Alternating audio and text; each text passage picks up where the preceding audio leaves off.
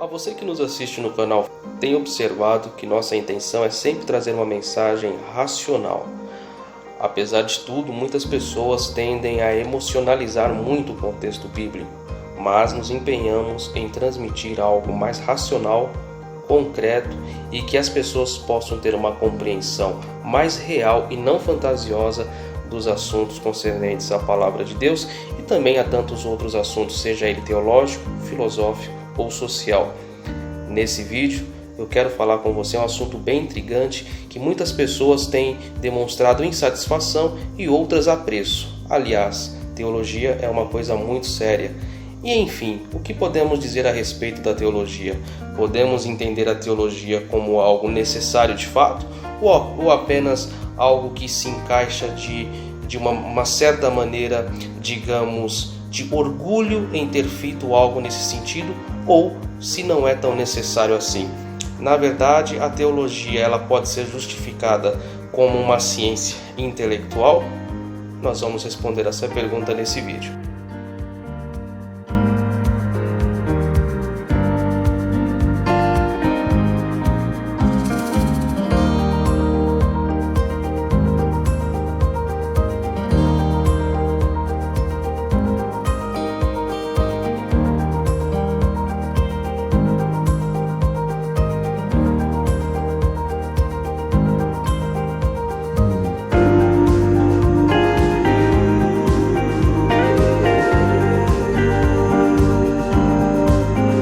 Antes de entrarmos no assunto em questão, eu quero mandar um abraço para o meu amigo Gabriel. Gabriel é lutador de boxe lá em Madrid, na Espanha. E em breve a gente vai estar lá. Forte abraço para você, meu amigo Gabriel. Sucesso aí.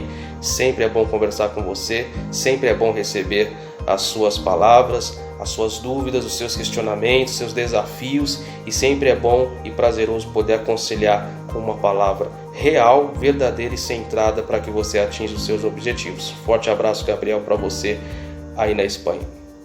Pois bem, como eu falei, a teologia é necessária? As pessoas precisam realmente fazer teologia? Eu já respondo de prontamente. Sim, é fundamental. O problema não está em estudar a teologia. O problema está em onde eu estudo, com quem eu estudo, o que eu aprendo com essa teologia e principalmente se a minha cabeça é aberta o suficiente para entender o que a teologia pode me dizer.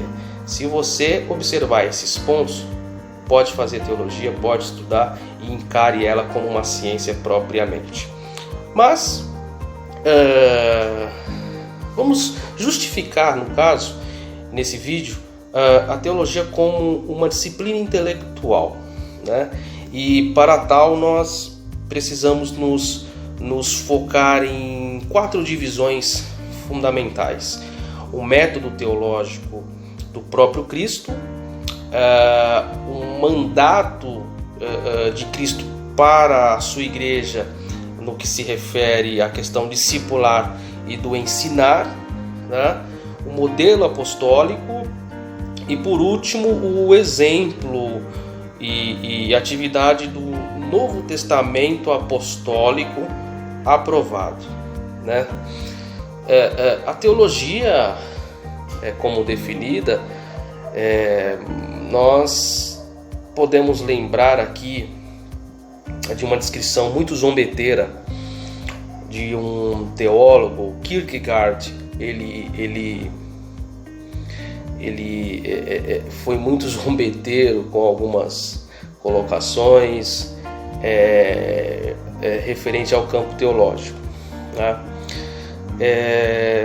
Enfim, Kierkegaard, como um professor do fato que o outro sofreu, vamos dizer assim, né? Uma frase muito...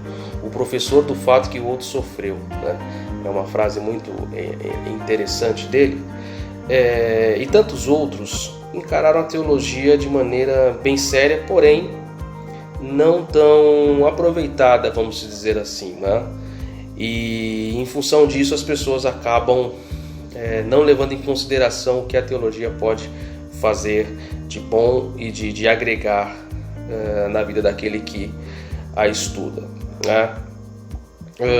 E respondendo, por exemplo, por que que eu deveria continuar a fazer de uma forma particular, tem feito no passado, por exemplo.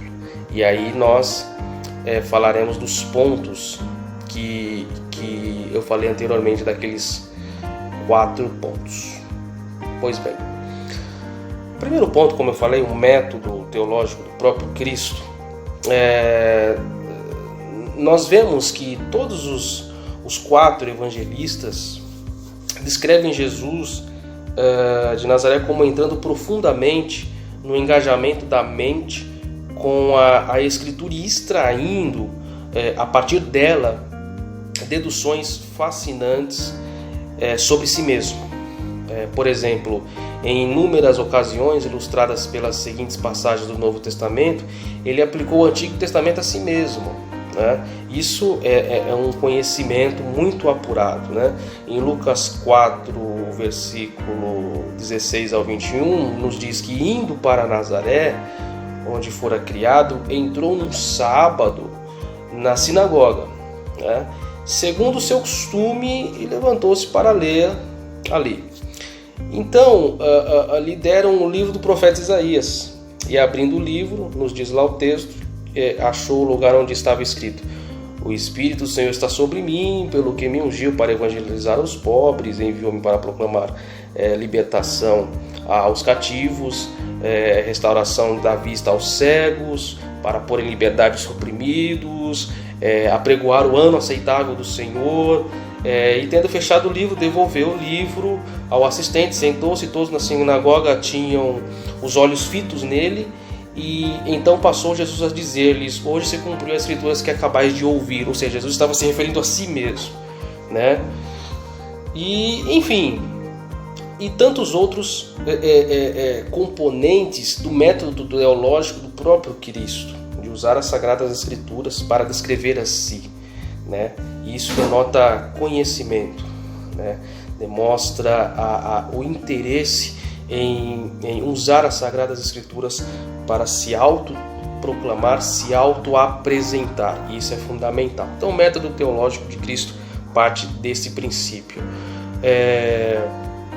O segundo ponto que eu havia mencionado, eu estou sendo bem resumido, porque para que os vídeos não possam ficar muito longos, mas o próximo passo, o conceito que eu poderia descrever aqui para os que me acompanham no vídeo, é o mandato da igreja para discipular as nações, né? Que é fundamental e que eu acho que se aplica também a nós no cotidiano. Após determinar para a igreja o padrão e o fim, vamos dizer assim, de toda a teologia, o Cristo glorificado comissionou sua igreja para discipular as nações, batizar e ensinar seus seguidores a obedecer tudo o que ele tinha ordenado. Pois bem, a grande comissão nesse caso então coloca sobre a igreja demandas intelectuais específicas, vamos dizer assim. Há a demanda evangelística, né, de contextualizar sem comprometer a proclamação do evangelho, para satisfazer evidentemente as necessidades de cada geração e cultura. Existe a demanda didática, de correlacionar o registro multiforme da Escritura em nossa mente e aplicar este conhecimento a todas as fases do nosso pensamento e conduta. E existe a demanda apologética, né, de justificar a existência do cristianismo como a religião revelada de Deus e proteger sua mensagem da adulteração e distorção. Se você observar Tito, capítulo 1, versículo 9, você vai observar bem o que eu estou dizendo aqui, né? E aí surgiu a teologia na vida da igreja em resposta a estas demandas concretas da grande comissão. Então esse aí é a visão do mandato da igreja para discipular as nações, o segundo ponto. O terceiro ponto, o modelo apostólico, como eu mencionei, que é muito fundamental também, e eu gostaria de falar muito a respeito. Na verdade, em todos os meus vídeos eu gostaria de falar aí 1 hora, mas fica muito extenso e às vezes você que me assiste talvez não tenha aquele tempo para entender. Então a gente vai bem rápido, bem sucinto, bem objetivo para você pegar. E claro, se você tiver alguma dúvida, assista várias vezes e responda aí os comentários também. O modelo apostólico, levando em consideração o contexto do Novo Testamento, nem a teologização evangelística de Paulo estava limitada à sinagoga, né? Enquanto, esperando por Silas e Timóteo em Atenas, Paulo arrazoou não somente na sinagoga com os judeus e os gregos temente a Deus, mas também na praça, dia a dia, sempre discursando com aqueles que apareciam ali. Em Atos 17, versículo 17, nós conseguimos observar um pouco disso, né? E isto lhe rendeu um convite para falar no Areópago, inclusive, e ele fez, e foi um sucesso também.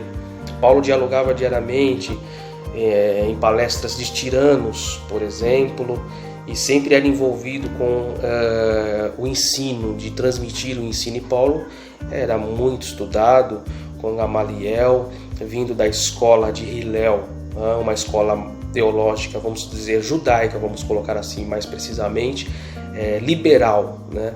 Diferente da Shammai, que era mais conservadora, tá?